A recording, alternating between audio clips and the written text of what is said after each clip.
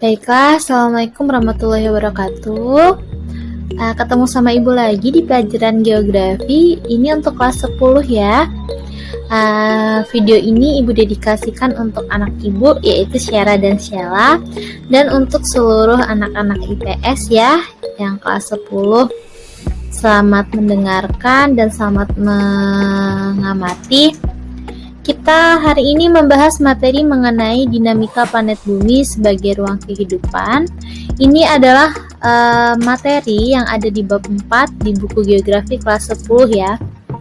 Oke, untuk sumber materinya di sini Ibu menggunakan buku geografi kelas 10 terbitan Erlangga ya.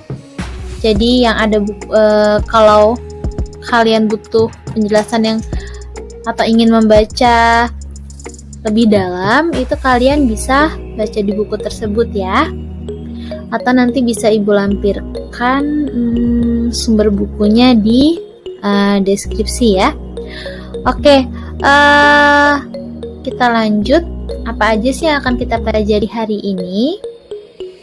Ya, ada 5 hal, tapi kelima hal atau 5 poin ini nggak akan selesai dalam satu video, jadi akan jadi beberapa part ya, karena satu poin atau satu judul ini itu penjelasannya mungkin lebih banyak lagi, ini judul besarnya ya.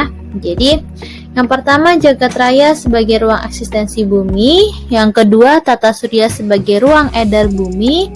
Yang ketiga, perkembangan bumi dan sejarah kehidupannya. Yang keempat, teori perkembangan bumi. Yang kelima, bentukan-bentukan muka bumi hasil pergeseran lempeng.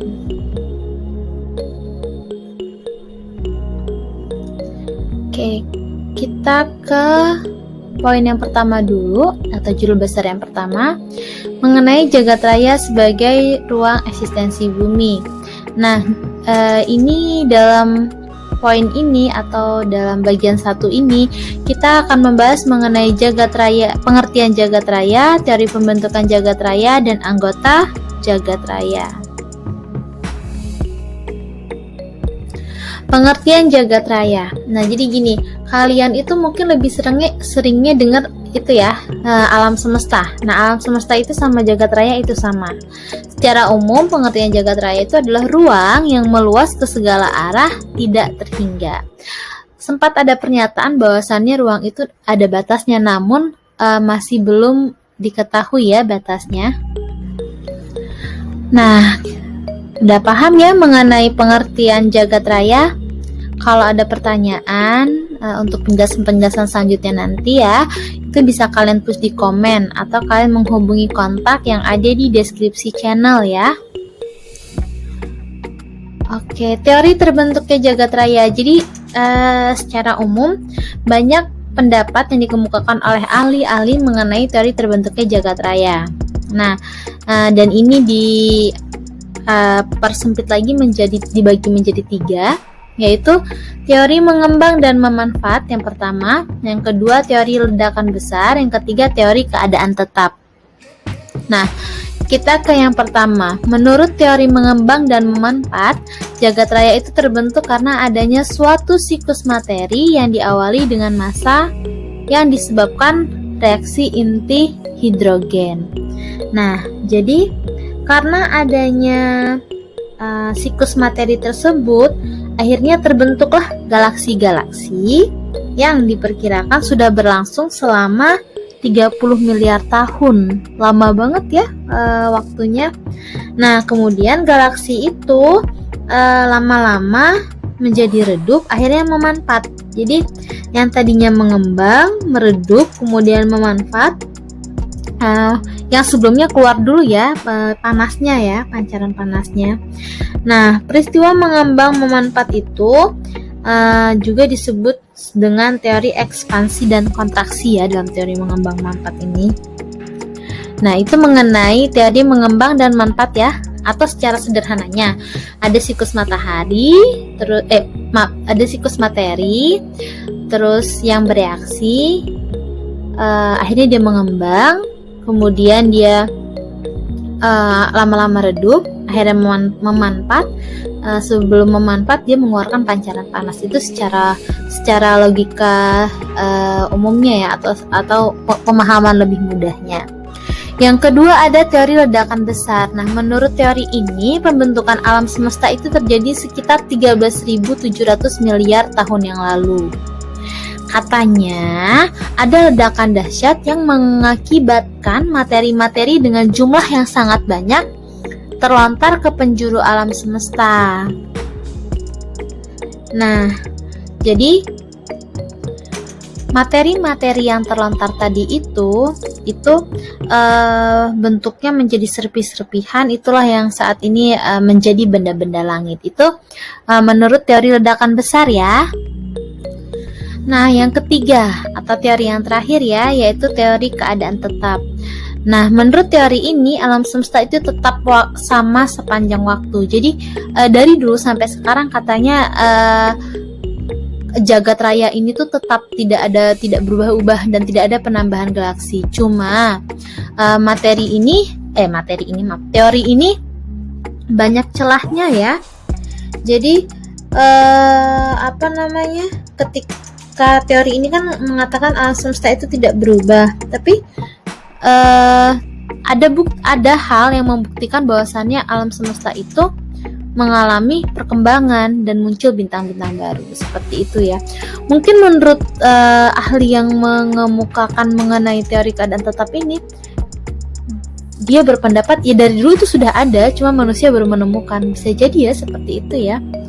Oke, kita lanjut ke pembahasan selanjutnya, yaitu anggota jagat raya. Nah,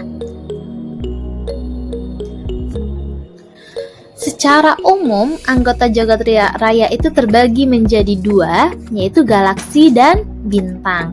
Nah, galaksi ini adalah kumpulan dari planet, bintang, gas, debu, nebula, dan benda-benda langit lainnya. Nah, bintang ini adalah benda langit yang mampu memancarkan cahayanya sendiri.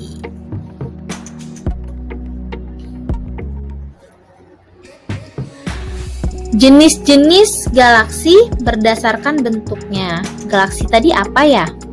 Masih ada yang ingat galaksi tadi apa? Galaksi adalah kumpulan dari planet, bintang, gas, debu, nebula, dan benda-benda langit lainnya ya. Nah, jadi di sini jenis-jenis galaksi ada 4. Galaksi bentuk spiral, bentuk elips, bentuk spiral berbintang, bentuk tidak beraturan. Nah, seperti yang kalian lihat di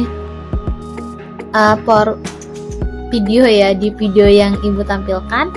Nah, jadi di sini ada contohnya ya, galaksi elips, galaksi tak beraturan, galaksi spiral, dan galaksi spiral berbatang. Berpalang atau berbatang ya? Berbatang kok ini ya. Oke, bentuk spiral berarti galaksi yang mempunyai bentuk spiral dan roda-roda Caterina. Kalau elips ya berarti dia berbentuk elips atau seperti bola basket raksasa atau seperti rugby. Kemudian bentuk spiral ini adalah galaksi spiral berbatang, galaksi memiliki lengan yang keluar dari bagian ujung suatu pusat. Kemudian tidak beraturan ya berarti dia memiliki bentuk yang tidak beraturan.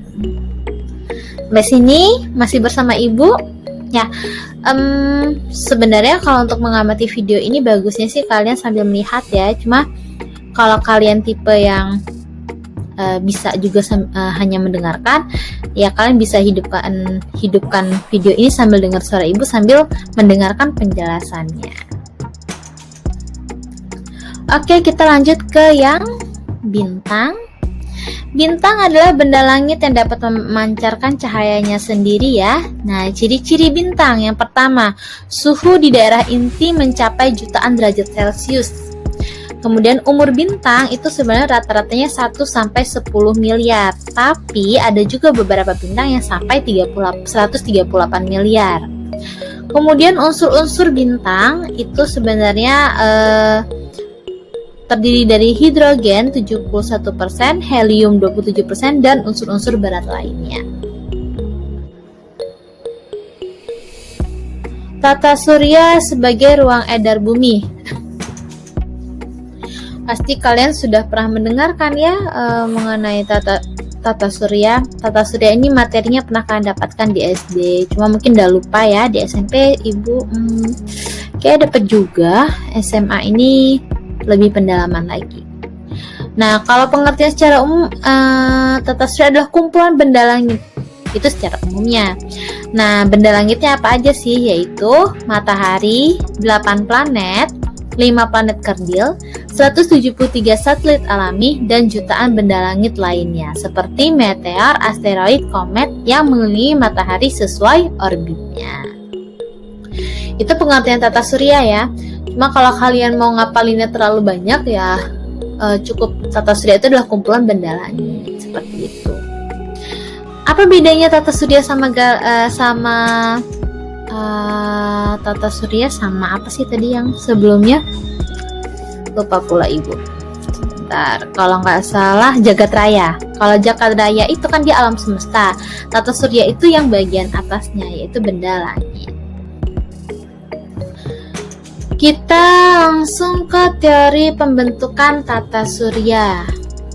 Ada beberapa teori yang mendasari pembentukan tata surya, yang mengemukakan mengenai pembentukan tata surya ini. Yang pertama yaitu hipotesis nebula. Ini kayaknya nggak ada e-nya ya, cuma hipotesis nebula atau hipotesis kabut. Itu oleh Kahn dan Laplace. Nah, menurut teori ini, tata surya terbentuk dari matahari raksasa, lalu menyusut, kemudian berputar semakin cepat dan cincin-cincin gas serta es terlontar ke sekeliling matahari yang pada akhirnya menjadi benda-benda langit saat ini. Nah, ini contoh ilustrasinya ya. Jadi dia kayak ada matahari raksasa, kemudian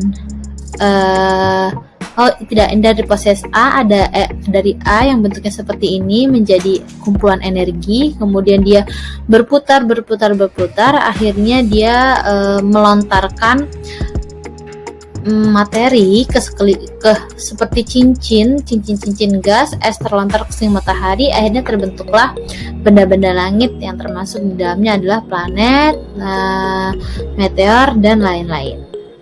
Ini hipotesis nebula.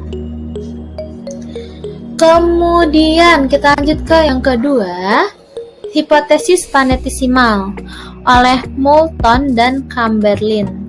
Menurut teori ini, matahari dianggap sebagai salah satu bintang, lalu matahari berpapasan dengan bintang yang tidak terlalu jauh dan bagian massa matahari tertarik ke arah bintang. Nah, lalu ketika bintang tersebut menjauh, massa yang tertarik berhamburan di sekitar matahari yang saat ini kita kenal sebagai benda-benda langit ya.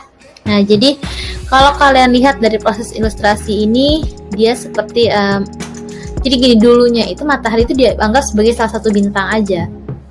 Nah, dia berpapasan dengan bintang lainnya, kemudian ketarik massanya bagian dalamnya, dan ketika bintang itu menjauh, massanya itu berhamburan di sekitar matahari, seperti itu ya. Dan jadi benda-benda langit. Ini menurut teori planetesimal. Sebenarnya planetesimal ini adalah salah satu teori yang menjelaskan awal mula proses terbentuknya tata surya ya, katanya seperti itu. Kita lanjut ke yang hipotesis atau teori selanjutnya, yang ketiga yaitu hipotesis pasang surut.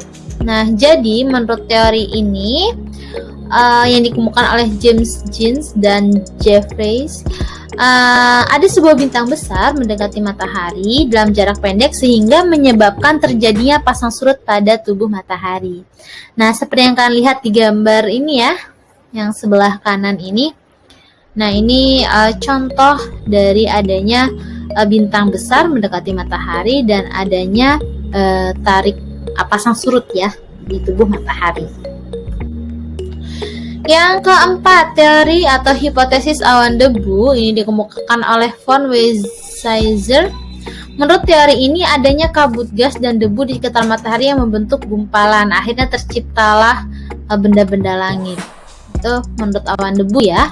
Yang kelima dan yang keenam itu adalah hipotesis bintang kembar dan hipotesis Kuiper. Nah, kalau hipotesis bintang kembar, jadi katanya awalnya itu ada dua bintang besar, kemudian salah satunya mengalami ledakan, akhirnya ledakannya jadi partikel-partikel, yang satunya ya menjadi partikel-partikel tidak tertangkap oleh bintang yang satunya gitu. Yang keenam dan sisanya menjadi benda-benda langit. Yang keenam hipotesis Kuiper. Menurut teori ini jagat raya terdiri atas formasi bintang-bintang. Ada dua pusat, salah satunya memadat menjadi matahari. Itu dia ya mengenai dinamika planet bumi yang bagian 1. Nanti kita lanjut ke bagian 2 apa ini tadi ya. Sebentar. Ya, bagian 1 dan bagian 2. Nanti kita lanjut ke tapi Ibu jadiin bagian 1 ya. Ini part satunya. Nanti kalian untuk kelanjutannya ada di part selanjutnya. Oke, sudah selesai. Ibu rasa cukup. Terima kasih untuk kalian sudah menyimak ya. Ibu harap jangan di skip, jadi biar kalian itu tidak ada materi yang terlewati. Oke, Ibu rasa cukup. Terima kasih untuk hari ini. Ibu akhiri. Wassalamualaikum warahmatullahi wabarakatuh.